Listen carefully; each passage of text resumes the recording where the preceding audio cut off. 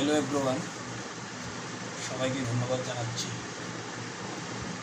আজকে একটা বিশেষ মেডিসিন এবং এর সাথে কয়েকটি কেস নিয়ে আলোচনা করব।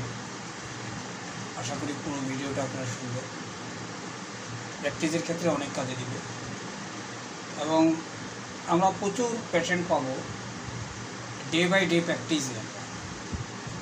আশা করি এই ভিডিওটা শোনার পরে আপনাদের এই মেডিসিনের প্রয়োগ আপনাদের চেম্বারে অনেক বেড়ে যাবে, আমি আশাবাদী। সবসময় চেষ্টা করি যে সময়ের চাহিদার সাথে তাল মিলিয়ে আপনাদের জন্য কিছু দেওয়ার। যা একটা ছোট কেস দিয়ে শুরু করি। একজন ব্যাংক কর্মকর্তা, তিনি হেড অফিসে জব করেন। তো দীর্ঘ সময় যাবত হেড অফিসে জব করেন।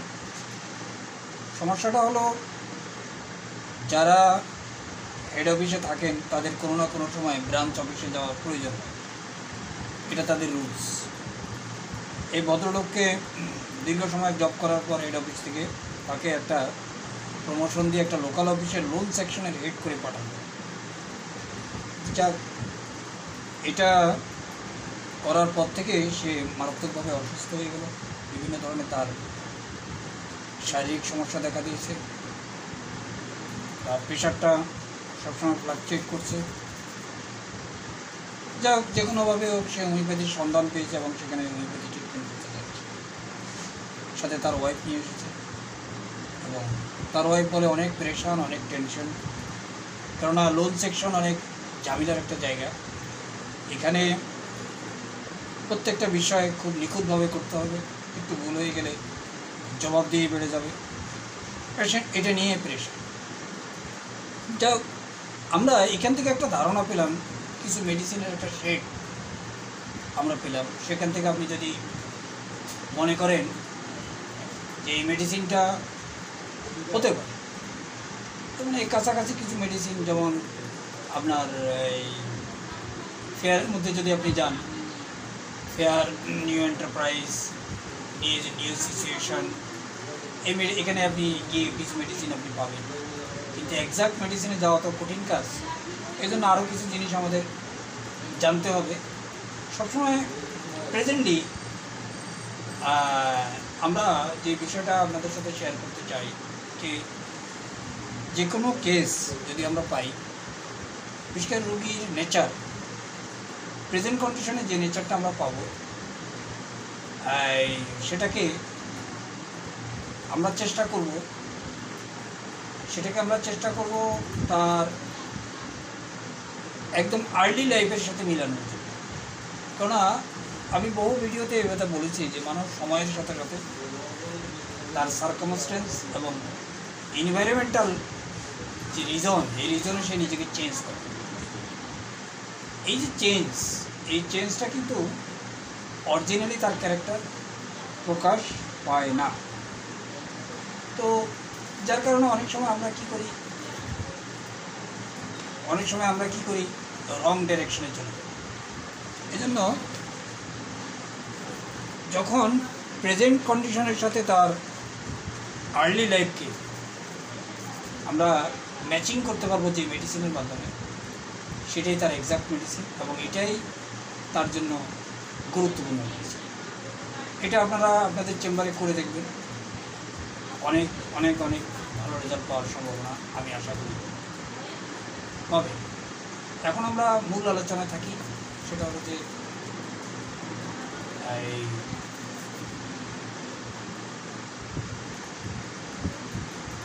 রুটিনটা একটু দেখিনি আমি।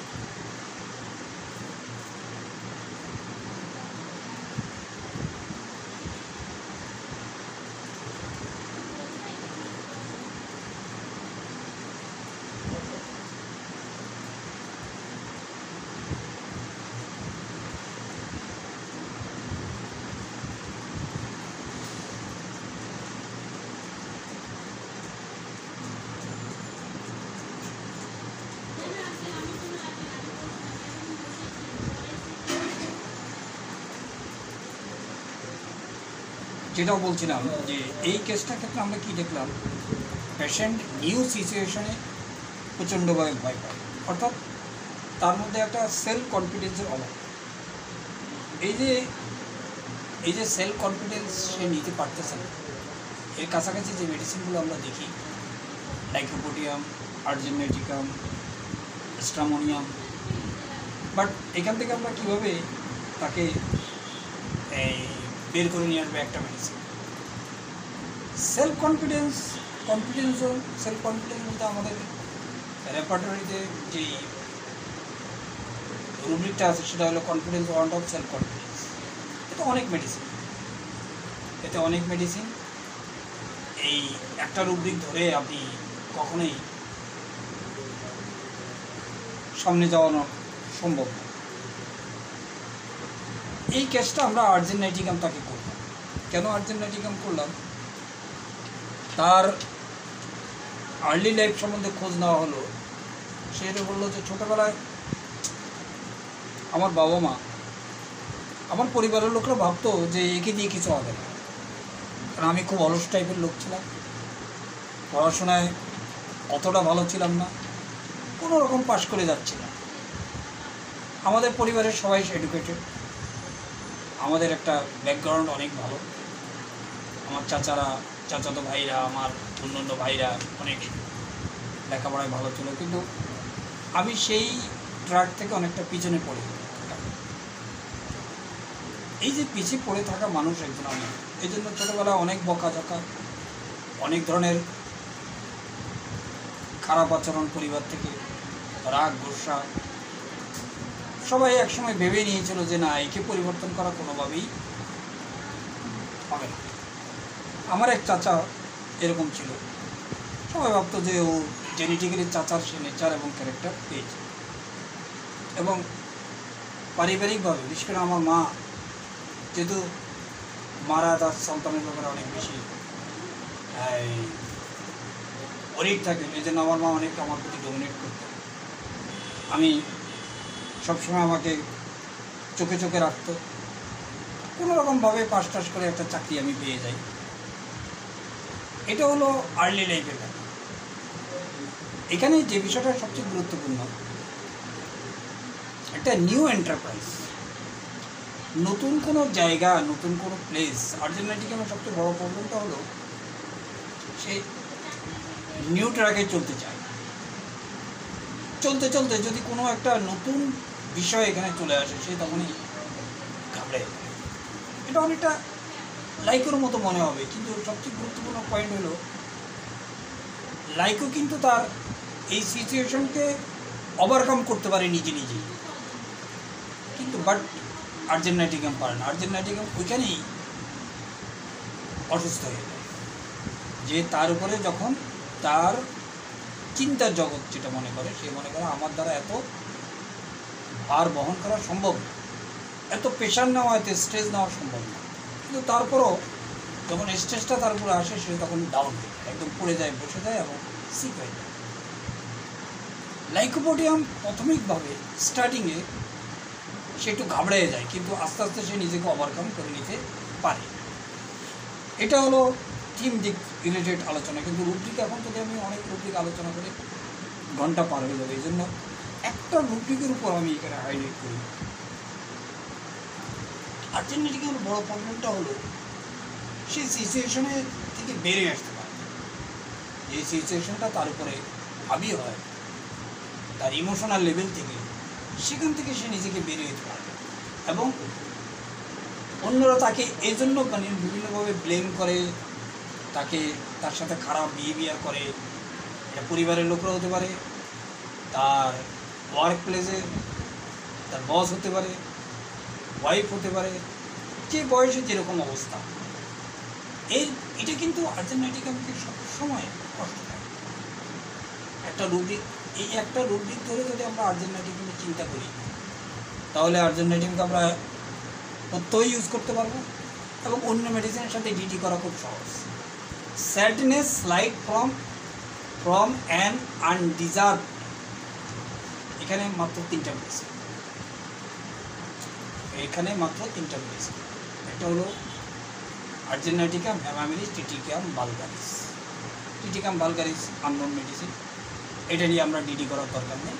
আর্জেন্টাইটিক এবং হেমামিলির সম্বন্ধে ধারণা থাকলেই এই রুব্রিকটার মিনিংটা কি এটাকে আমাদের বুঝতে হবে। এই যে আমার তার যে ভ্যালু, রেসপেক্ট, সেটা যে পায় না, এবং শুধু সেটা পায় না, তাকে কম্পেয়ার করে নিচু মানুষের সাথে। হয়তো দেখা গেলো যে তুই তো কিছু হবে না, শেষ জীবনে তোকে লাস্টে ওই তরকারি ব্যবসা করতে হবে। অনেক বাবা মারা বলে না, এই কথাটা যখন ছেলেটাকে বলে, হয়তো কোনো কারণে সে পিছিয়ে পড়ালো, বাট এটা তার কষ্ট হয়, এটা তার সহ্য হয়, এটা সে খুব খুব তাকে হার্ট করে, বাট সে বলে না। আবার আমি বলি, তাকে মনে করা হয় ফ্রমে স্লাইট, সামান্য যদি ডিজার্ভ করা হয়,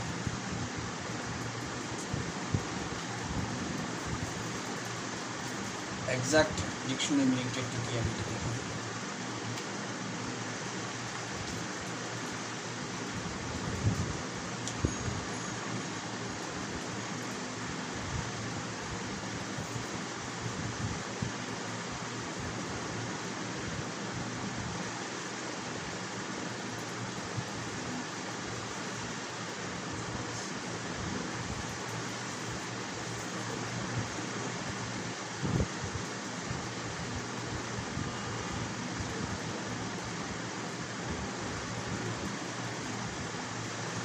অন্যায়, অসঙ্গত, অন্যায্য, অর্থাৎ যদি সামান্য অন্যায্য তার সাথে হয়, তখন সে খুব দুঃখী হয়, স্যাড হয়, ডিপ্রেশন আসে তার।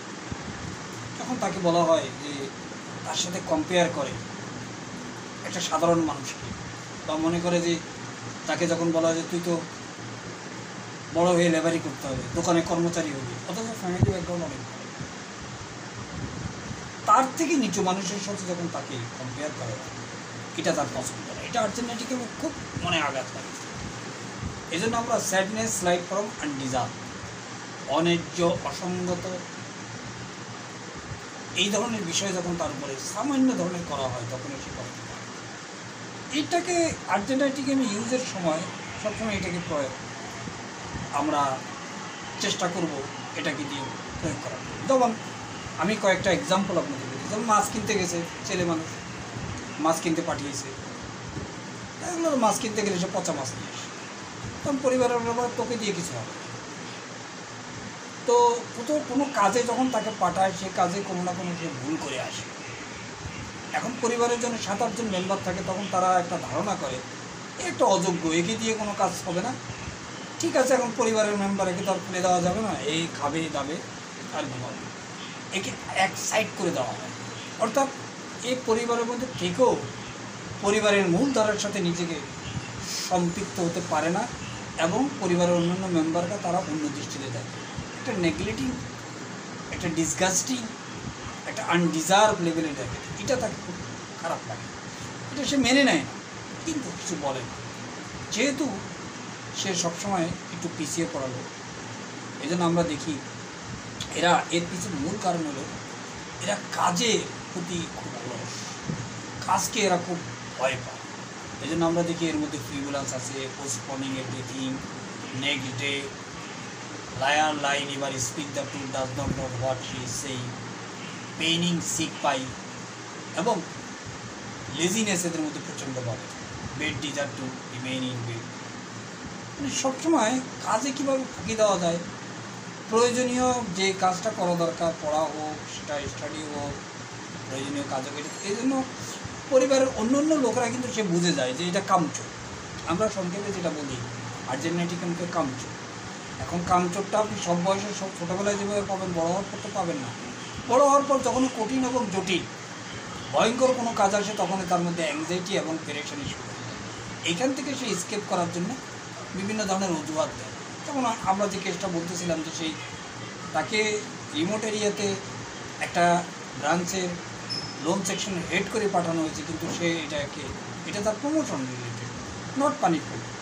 এটা না করলে সে ভবিষ্যতে হেড অফিসে লং টাইম থাকতে পারবে না, আর তার প্রমোশন হবে, একই পোস্টে থাকতে হবে। কারণ হেড অফিসে তো পোস্ট ক্রিয়েট করে একটা পোস্টে প্রমোশন দেওয়ার পরে নতুন ওই পোস্টের নির্দিষ্ট জায়গা তাদের থাকে না, এই জন্য তাদেরকে রিমোট এরিয়াতে বা অন্য ব্রাঞ্চে যেতে হবে। এই লোকটা তখন পেরেশানের মধ্যে পড়ে গেছে, যেহেতু ওয়াইফ দীর্ঘদিন তার সাথে সংসার করে, সে বুঝতে পেরেছে এর মধ্যে যখন কোনো পেরেশানি আসে, এই জন্য আর্জেন্টিনা দেখবেন যে এটা নির্দিষ্ট কোনো টাইম সেট আপ তখন করা হয়, কিন্তু রুব্রিক আছে, তখনই তারা অসুস্থ হবে। অর্থাৎ একটা নির্দিষ্ট কাজ নির্দিষ্ট সময় করতে হবে, এটা কিন্তু একটা পাঞ্চুয়ালিটির ব্যাপার আছে, এখানে লেজিনেসের কোনো ব্যাপার নেই। তাইলে কিন্তু তখন সে আর পারে না, তখন তার মধ্যে তার ওই মেন্টাল ইরিটেশন তাকে ফিজিক্যাল লেভেলে বিভিন্ন ধরনের স্টুল লেভেলেই হোক, ডায়রিয়া লেভেলে হোক, সোয়েটিং লেভেলে হোক, বিভিন্ন ধরনের সমস্যা তৈরি করে। এগুলো সবগুলোকে মিলিয়ে আমাদের দেখতে হবে। আমরা কখনো হোমিওপ্যাথিটাকে পার্টলি চিন্তা করা যাবে না। একটা মেডিসিনের পুরোটাই একই সুরে চলে, তারা একই সুরে তারা চলে এবং একই গান তারা পায়। এরপরে আরও কিছু কেস নিয়ে আলোচনা করি আপনাদের সাথে, তাহলে আর্জেন্টিনাকে মোটামুটি আমরা একটা লেভেলে আপনাদেরকে পৌঁছাই দিতে পারবো। যেমন একটা ছেলে মনে করেন সে ক্রিকেট খেলে, স্কুল লেভেলে ক্রিকেট খেলে, ভালো খেলোয়াড়, এবং একটা ক্লাব, ছোটোখাটো একটা ক্লাবের সাথে সে সম্পৃক্ত, এবং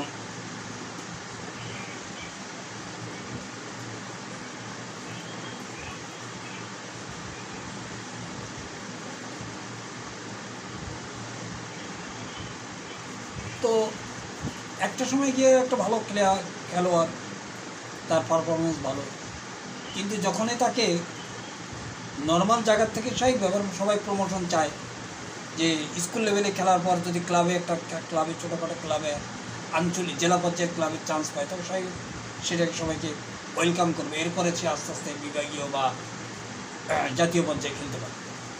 কিন্তু এই আর্জেন্টিনার সমস্যাটা হলো যখনই তাকে এই ক্লাবে নিয়ে যাওয়া হলো এবং সেখানে সে পারফরমেন্স করতে গিয়ে আর ভালো করতে পারে, একটা সময় গিয়ে তাকে খেলা ছেড়েই দিতে হতো, তার খেলার যেই একটা আগ্রহ সেটা কমে গেলো, তার মধ্যে কোনো রকম লেখাপড়া করে চাকরি শুরু করে। একটা সময় দেখা গেলো যে তার মধ্যে মারাত্মকভাবে কিছু শারীরিক সমস্যা, থাইরয়েডের প্রবলেম আসা শুরু করলো, তার স্বাস্থ্য আস্তে আস্তে ফ্যাটি হয়ে যেতে থাকলো, কিছু আপনার হরমোনাল প্রবলেম আসতে শুরু করলো বডিতে। এর পিছে কারণ হলো সে একেবারে অলস হয়ে গেল, শুধু আপনার জব করে, ঘরে আসে আর এই যে ঘুমানো জব করার পর আস্তে আস্তে শারীরিক কসরত কমে গেল, পরিশ্রম করা বন্ধ হয়ে গেল, ধীরে ধীরে সে মোটা হতে থাকলো, হেলদি হতে থাকলো, ফ্যাট চলতে থাকলো। এই যে আর্জেন্টিনার আমি যেটা বললাম, আর্জেন্টিনার যখন কোনো একটা নিউ সিচুয়েশন তার সামনে এসে পড়ে, তখন সে নিজেকে সারেন্ডার করে দেয়, কিন্তু তার মধ্যে পারফরমেন্স করার ক্ষমতা আছে, তখন সে লেজিনেসে চলে যায়, সে মনে করে আমাকে দিয়ে হবে, কনফিডেন্স লেভেলটাকে সে নিজেকে ডাউন করে দেয়। এই ডাউন লেভেল থেকে তাকে আর কেউ জানাতে পারে না। এই যে সারেন্ডার করে, আশপাশে তখন লোকরা তাকে নানানভাবে ব্লেম করে, টোন করে, এটা আবার সে পছন্দ করে না। ধীরে ধীরে ধীরে ধীরে সে ডিপ্রেশনে চলে যায়। এরপরে আর সে একটু বড় কেস, এটা বলে আমি শেষ করে দেব। এটা হলো ইম্পর্টেন্সের কেস। পুরুষ সে এসেছে আপনার ইম্পর্টেন্সের সমস্যার জন্য, এটা তার দাম্পত্য জীবনে প্রবলেম সৃষ্টি করতেছে, যেটা এখনও খুব একটা বেশি বয়স হয়নি। তো ওয়াইফের সাথে এসেছে, তো খোঁজখবর নিয়ে জানা গেল যে এই মানুষটার কী নেচারে, কী স্বভাব। নেচার স্বভাব সেম, নেচার স্বভাবের মধ্যে যে খুব একটা পরিবর্তন আছে তা না। গত লাস্ট দুটো কেস যে আমরা বললাম সের মতোই, কিন্তু এই যে সেলিবেসি, সেক্সুয়াল ইচ্ছা একেবারেই নেই, একেবারে আগ্রহ নেই, এলিমেন্ট বরং সেলিবেসিতে চলে গেছে। এটা নিয়ে তার কোনো খুব একটা যে পেরেশানি তা না, ঠিক আছে, হচ্ছে না, জব করতেছে, মাস গেলে টাকা পাচ্ছে, ওয়াইফকে টাকা দিচ্ছে, দেওয়ার পরে বাচ্চা কাচ্চাও হয়ে গেছে, এখন বাসায় আসে, অলস টাইম কাটাচ্ছে, ঘুমাচ্ছে, আর কিছু করার পরে। তো এই কেসগুলোতে আমি আপনাদেরকে আগে বলছি, সবসময় এই কেসগুলোতে ওয়াইফ বিভিন্ন ধরনের টোন করে, এটা তার কাছে খারাপ লাগে, কিন্তু তারপরও তার মধ্যে কোনো পরিবর্তন। আর্জেন্টিনাটিকের এটাই সমস্যা, অন্যরা যখন তাকে তার এই নেগেটিভ ক্যারেক্টারগুলো নেচারের জন্য তাকে ডিজার্টেড করে, সে কষ্ট পায়, কিন্তু সে পরিবর্তন করে না, নিজে ওই এক জায়গায় রয়ে যায়, পোস্টপনিং করে রাখে। এই যে সেলিব্রেসির কারণে তার যে তার পারিবারিক জীবনে প্রবলেম হচ্ছে, এখান থেকে যে সে রিকভারি করে বেরিয়ে আসবে সেটার কোনো চেষ্টা নেই। এই কেসটা আমরা তার আর্লি লাইফে যখন যাই, ছোটোবেলার স্কুল জীবন বা প্রাইমারি হাই স্কুল জীবন, তখন তাকে জিজ্ঞেস করা হয় সে সম্বন্ধে আপনি তো কী লেখাপড়া করেছেন, বলে যে ডাক্তার সাহেব গ্র্যাজুয়েশন আমি করতে পারিনি, কয়েকবার পরীক্ষা দিয়েছি, রেজাল্ট ভালো হয়নি, এই জন্য ভালো জব পাইনি, মোটামুটি একটা জব জোগাড় হয়ে গেছে, দিতেই চলছে। ওয়াইফ বলে যে সে যদি পারে সারাদিনই শুয়ে থাকতে চায়, অফিসে যদি না যেয়ে তাকে যদি বলা হয় তুমি শুয়ে থাকো, কাজ না করো, সে খুব শান্তি পায়। তো ছোটোবেলায় আপনার পরিবারের লোকরা আপনাকে কীভাবে ট্রিট করতো, সে বলতে দেখেন সবাই আমাকে বলতো একে দিয়ে কিছু হবে, এ বেকার, এ ভ্যালুলেস, এ খাবে দাবে ঘুমাবে, অলস মানুষ, এবং এর সবাই পরিবারের লোকরা ভাবতো যে ভবিষ্যতে কী হবে। এই যে ক্যারেক্টারটা, এই ক্যারেক্টারটা দেখেন সময়ের সাথে সাথে এ লোক জবও করতেছে, সংসার ধর্ম করেছে, ওই তার ছেলে মেয়ে হয়েছে, কিন্তু বিয়ে শাদী করেছে, বাট ওই জায়গায় আর্লি লাইফে যদি আমরা না যাই তাহলে এই মেডিসিনটাকে আমরা সঠিকভাবে ইউজ করতে পারি। তাহলে মোটামুটি আমরা দেখলাম যে একজন মানুষকে আমরা কতভাবেই দেখেন, অ্যাম্বিশন ইনক্রিজ কম্পিটিটিভ, খুব মজার একটা দুটো রুটি, উইথ অ্যাম্বিশন লস। এই যে কম্পিটিটিভ, সে কম্পিটিটিভ চিন্তা তার মধ্যে আছে, বাট কিন্তু এই অ্যাম্বিশনকে সে প্র্যাকটিক্যালি রূপ দিতে পারে। আমরা একটু আপনাদেরকে কমপ্লিট ব্যাপারটার থেকে কিছু জিনিস আলোচনা করে আমরা শেষ করে দেব। 2 মিনিট আপনারা লাইনে থাকেন, দেখেন জিনিসটা কী।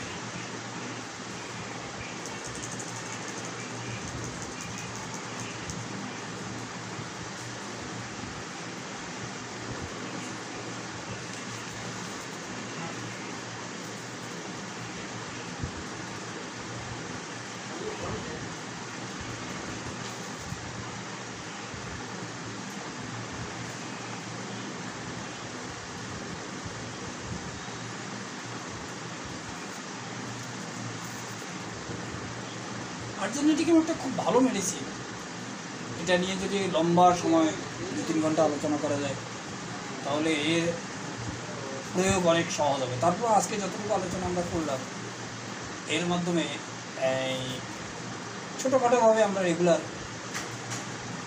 ইউজ করতে পারবো।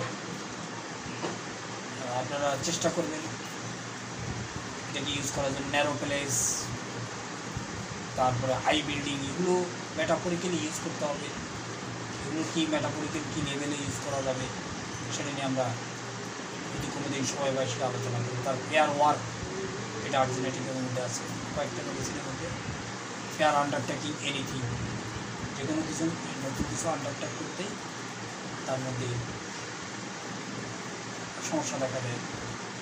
নিউ এন্টারপ্রাইজ এক জিনিস, নিউ মানে একদম নতুন, কিন্তু এর নর্মালি যেটা গতানুগতিক করে এটার একটু পরিবর্তন আসলেই, এই জন্য নিউতে আসে না, আন্ডারটেকিং এনিথিংয়ের মধ্যে আসে। এই জিনিসগুলো আমাদেরকে ভালোভাবে বুঝে আগাইতে হবে। যেহেতু তার মধ্যে একটা ফ্রিউলাসনেস আছে, কোনো কাজেই সেই সিরিয়াসলি নিতে পারে না এবং নেয় না, সবসময় একটা হাইপোকন্ড্রিয়াসিসের মধ্যে তার মধ্যে কাজ করে। এবং যে আজকাল বর্তমান সময় যে আপনার কোভিড চলতেছে, এটা কিন্তু আর্জেন্টিনার একটা বিরাট একটা জায়গা আছে।